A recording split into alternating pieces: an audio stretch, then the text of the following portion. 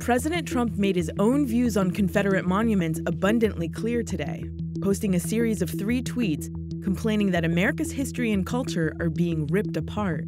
But the president may already be behind the curve as communities take action on their own. Cities like Lexington, Kentucky, where this evening the city council is slated to vote on removing 2 of its Confederate monuments. The measure is likely to pass, but that doesn't mean the decision was quick or easy.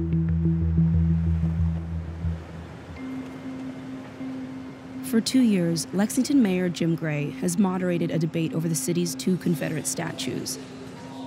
But Charlottesville inspired him to accelerate efforts to move them. Right, and that's not what we're trying to do. We're going to keep the statues.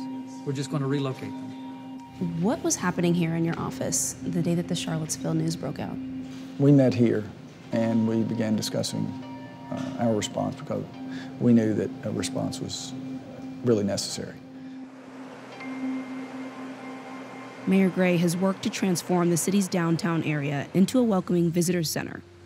But the grounds come with a contentious history. So what does this space represent? This is Cheapside, and it's really sacred ground. It's the site where, up until the Civil War, slaves were auctioned. One of the largest slave auction sites in the South. So what you have is 2 Confederate men who fought to preserve slavery, standing on the same ground as men, women, and children were sold into slavery. And I looked at that, others looked at that and said, this is just not right. So what do you say in response to the folks who say to you, actually removing these 2 statues amounts to the erasure of history? Well, that's not true because our plan is to relocate these statues and put them in a proper context where the truth will be told that the Civil War was fought over slavery. For the people fighting to keep these monuments up, slavery is just a footnote. I'll send this to you. Billy Sessions and James Delbrock call themselves highwaymen on a cross-country tour to protest the removal of Confederate monuments. They were in Charlottesville this weekend for the protests. I say, leave the monuments where they be. If someone wants to put up a monument of an African man, there's a spot right there, put it right there. Do you ever have a second thought or feel a little bad about I feel like I would rather monuments be that white supremacists love too? It does not stand for white supremacy. You can ask and ask and ask. What do you both think are the actual consequences of moving Confederate monuments? Like, what happens if a year from now? It's a slippery slope. Basically, it's not really about the Confederate monuments totally.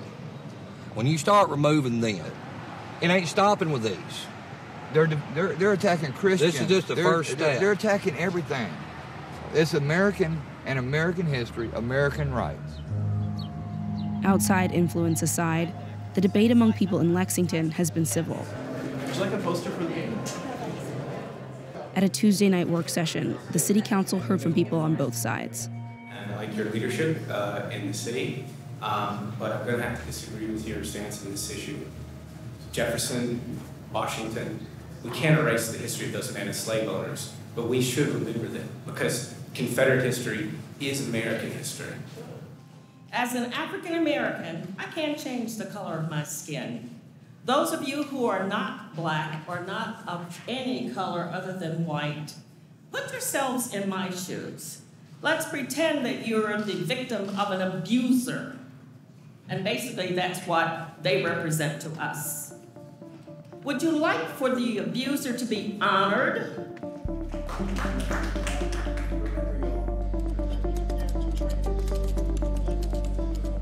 Do you think everyone can replicate the actions of Lexington, Kentucky?